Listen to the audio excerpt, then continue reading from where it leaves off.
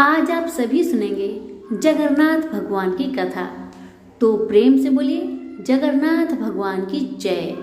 माना जाता है कि भगवान विष्णु जब चारों धामों पर बसे अपने धर्मों की यात्रा पर जाते हैं तो हिमालय की ऊंची चोटियों पर बने अपने धाम बद्रीनाथ में स्नान करते हैं।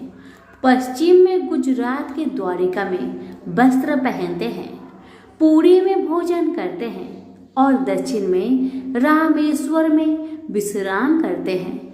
द्वापर के बाद भगवान कृष्ण पुरी में निवास करने लगे और वन में गए। जग के नाथ अर्थात जगन्नाथ, पुरी का जगन्नाथ धाम चारों धाम में से एक है।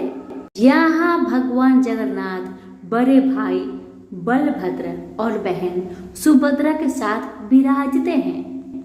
हिंदुओं की प्राचीन और पवित्र 7 नगरियों में पुरी उड़ीसा राज्य के समुद्री तट पर बसा है।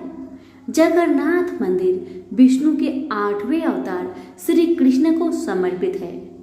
भारत के पूर्व में बंगाल की खाड़ी की पूर्वी छोर पर बसी पवित्र नगरी पुरी उड़ीसा की राजधानी भुवनेश्वर से जुड़ी दूरी पर है।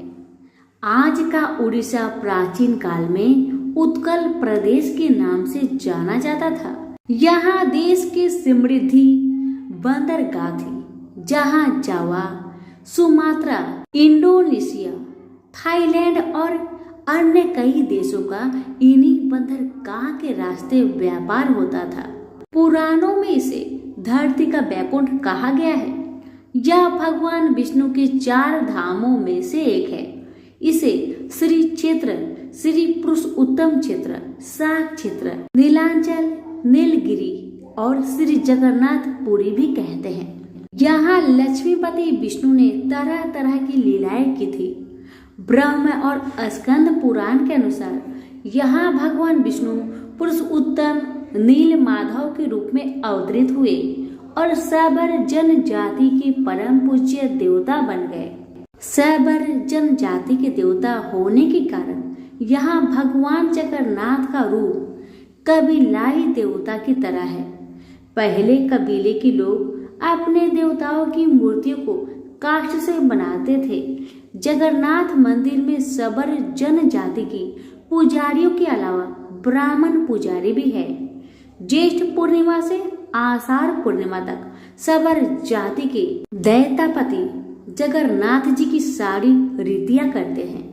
पुराणों के अनुसार नीलगिरी में पुरुषोत्तम हरि की पूजा की जाती है।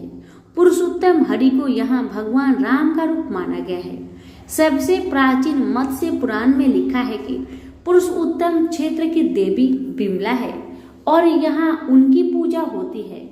रामायण के उत्तराखंड के अनुसार भगवान राम ने रावण के भाई विभीषण को अपने इक्ष्वाकु वंश के कुल के देवता भगवान जगन्नाथ की आराधना करने को कहा।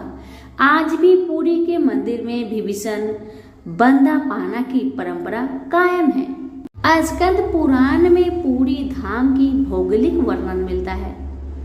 स्कंद पुराण के अनुसार पुरी एक दक्षिणवर्ती संघ की तरह है और यह 5 कोस यानी 16 किलोमीटर क्षेत्र में फैला है। माना जाता है कि इसका लगभग 2 कोस क्षेत्र बंगाल की खाड़ी में डूब चुका है। इसका उदर है समुद्र की सुनहरी रेत, जिसे महादधि का पवित्र जल धोता रहता है। सिर वाला क्षेत्र पश्चिम दिशा में है, जिसकी रक्षा महादेव करते हैं।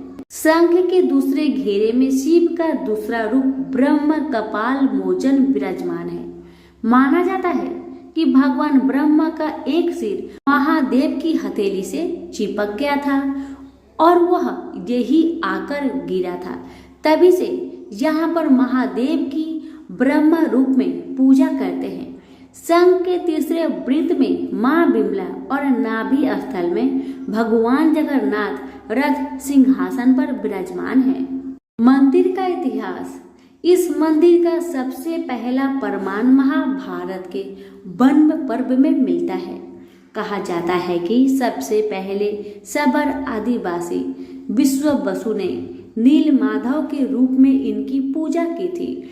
आज भी पुरी के मंदिर में कई सेवक हैं जिन्हें दैत्यपति के नाम से भी जाना जाता है।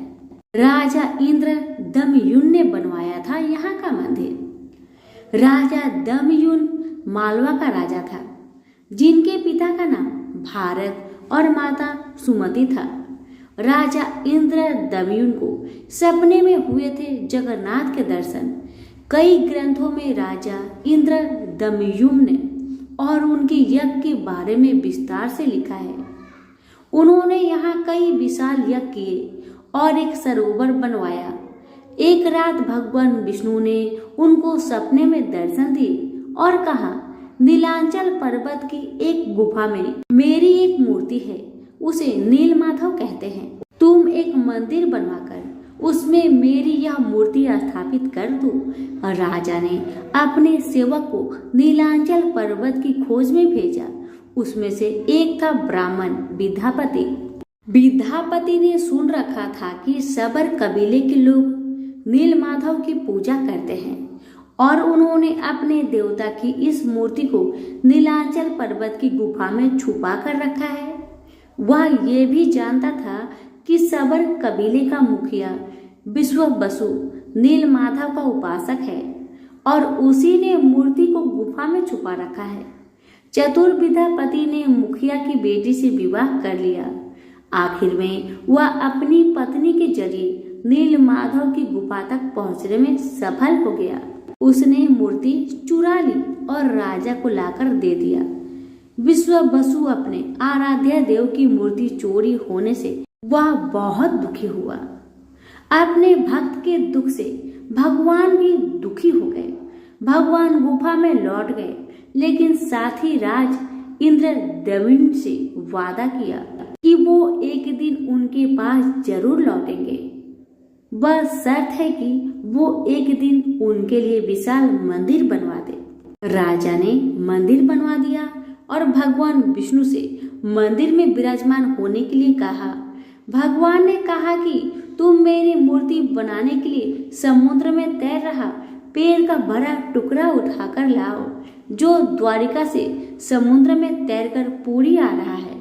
राजा के सेवकों ने उस पेड़ के टुकड़े को ढूंढ तो लिया, लेकिन सब लोग मिलकर भी उस पेड़ को नहीं उठा पाए। तब राजा को समझ आ गया कि नील माधव के अनन्य भक्त सबर कबीले के मुखिया विश्व बसु की ही सहायता लेना पड़ेगा। सब उस वक्त हैरान रह गए जब विश्व बसु भारी भरकम लकड़ी को उठाकर मंदिर तक ले आए। अब बारी थी लकड़ी से भगवान की मूर्ति की गढ़ने की। राजा के कारीगरों ने लाख कोशिश कर ली, लेकिन कोई भी लकड़ी में एक छेनी तक भी नहीं लगा सका। तब तीनों लोक के कुशल कारीगर भगवान विश्वकर्मा एक बूढ़े व्यक्ति का रूप धरकर आए। उन्होंने राजा को कहा कि वे नील माधव की मूर्ति बना सकते हैं, लेकिन साथ ही उन्होंने अपनी शर्त भी रखी कि वे 21 दिन में मूर्ति बनाएंगे और अकेले में बनाएंगे। कोई उनको बनाते हुए नहीं देख सकता। उनकी शर्त मान ली गई। लोगों को आरी छेनी हथौड़ी की आवाजें आती रही। राजा इंद्र दमयुन की रानी गुड़ीचा अपने को रोक नहीं पाई। वह दरवाजे के पास गई तो उसे कोई आवाज सुनाई नहीं दी। वह घबरा गई। उसे लगा बूढ़ा कारीगर मर गया है। उसने राजा को इसकी सूचना दी। अंदर से कोई आवाज सुनाई नहीं दे रही थी, तो राजा को भी ऐसा ही लगा। सभी शर्तों और चेतावनियों को दरकिनार करते हुए राजा ने कमरे का दरवाजा खोलने का आदेश दिया। जैसे ही कमरा खोला गया तो बूढ़ा व्यक्ति गायब था और उसमें 3 अधूरी मूर्तियां मिली पड़ी। भगवान नील माधव और उनके भाई के छोटे छोटे हाथ बने थे, लेकिन उनकी टांगे नहीं, जबकि सुभद्रा के हाथ पांव बनाए ही नहीं गए थे। राजा ने इसे भगवान की इच्छा मानकर इन्हीं अधूरी मूर्तियों को स्थापित कर दिया। तब से लेकर आज तक तीनों भाई बहन इसी रूप में विद्यमान है। वर्तमान में जो मंदिर है वह 7वीं सदी में बनवाया था। हालांकि इस मंदिर का निर्माण ईसा पूर्व 2 में हुआ था। यहाँ स्थित मंदिर 3 बार टूट चुका है। 1174 ईस्वी में ओडिशा शासक अनंग भीमदेव ने इसका जीर्णोद्धार करवाया था। मुख्य मंदिर के आसपास लगभग 30 छोटे बड़े मंदिर स्थापित है। प्रेम से बोलिए जगन्नाथपुरी की जय हो, जगन्नाथ भगवान की जय हो। अब सुनिए, भगवान जगन्नाथ को आता है बुखार। रोचक कथा। ज्येष्ठ पूर्णिमा को भगवान जगन्नाथ को ठंडे जल से स्नान कराया जाता है। इस स्नान के बाद भगवान को ज्वर आ जाता है। 15 दिनों तक भगवान जगन्नाथ को एकांत में एक विशेष कक्ष में रखा जाता है, जहां केवल उनके वैद्य और निजी सेवक ही उनके दर्शन कर सकते हैं। इसे अनवसर कहा जाता है। पूर्णिमा से भगवान श्री जगन्नाथ आज भी रोगी हो जाते हैं। इस दिन से अगले 15 दिनों तक जगन्नाथ भगवान बीमार रहते हैं। 15 दिन के लिए मंदिर के पट बंद कर दिए जाते हैं और उनकी रसोई बंद कर दी जाती है। 15 दिनों तक जगन्नाथ भगवान को अलग अलग प्रकार के काढ़ों का भोग लगाया जाता है।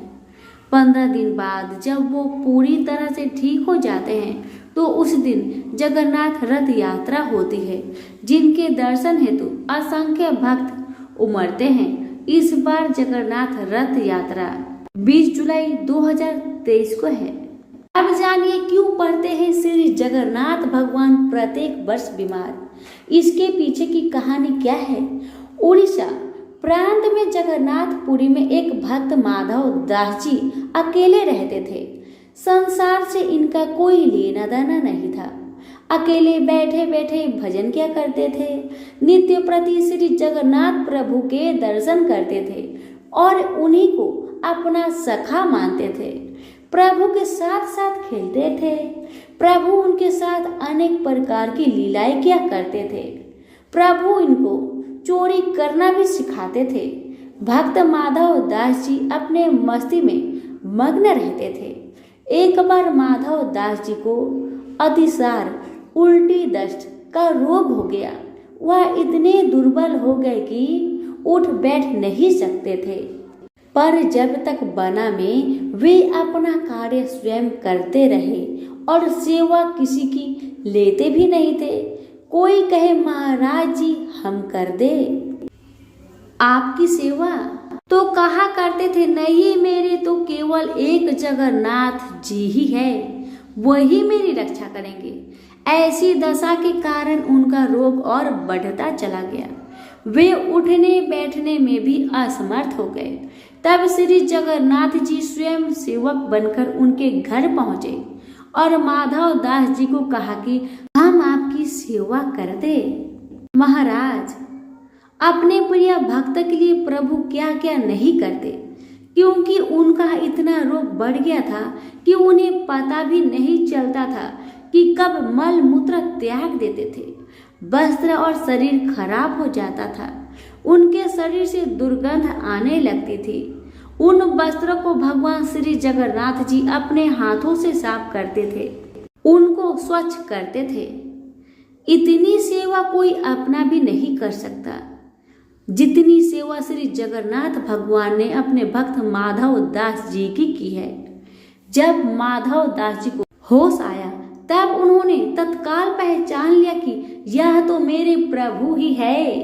एक दिन तो श्री माधव जी ने पूछ लिया, प्रभु आप तो त्रिभुवन के स्वामी हो, आप मेरी सेवा कर रहे हो, आप चाहते तो मेरा ये रोग मिनटों में दूर हो सकता था, तो आपको मेरी इतनी सेवा नहीं करनी पड़ती। इस पर ठाकुर जी ने कहा, देखो माधव, मुझसे भक्तों का कष्ट नहीं सहा जाता, इसी कारण तुम्हारी सेवा मैंने स्वयं की। जो परबंध होता है उसे तो भोगना ही पड़ता है। अगर आप उसको काटोगे नहीं तो इस जन्म में नहीं, पर उसको भोगने के लिए फिर आपको अगला जन्म लेना पड़ेगा। और मैं नहीं चाहता कि मेरे भक्त को फिर से परबंध के कारण अगला जन्म दुख भोगने के लिए लेना पड़े। इसलिए मैंने स्वयं तुम्हारी सेवा की। लेकिन अगर फिर भी तुम कह रहे हो तो भक्त की बात भी नहीं टाल सकता। भक्तों के सहायक बनकर प्रभु उनको परबंध के दुखों से कष्टों से सहज ही पार कर देते हैं।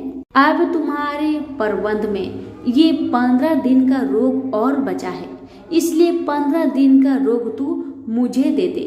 15 दिन का वो रोग जगन्नाथ प्रभु ने माधव दास जी से ले लिया, इसलिए आज भी जगन्नाथ भगवान रोगी होते हैं। भक्तों की वत्सलता के चलते आज भी वर्ष में एक बार जगन्नाथ भगवान को स्नान कराया जाता है, जिसे स्नान यात्रा कहते हैं। स्नान यात्रा करने के बाद हर साल 15 दिन के लिए जगन्नाथ भगवान आज भी बीमार पड़ते हैं।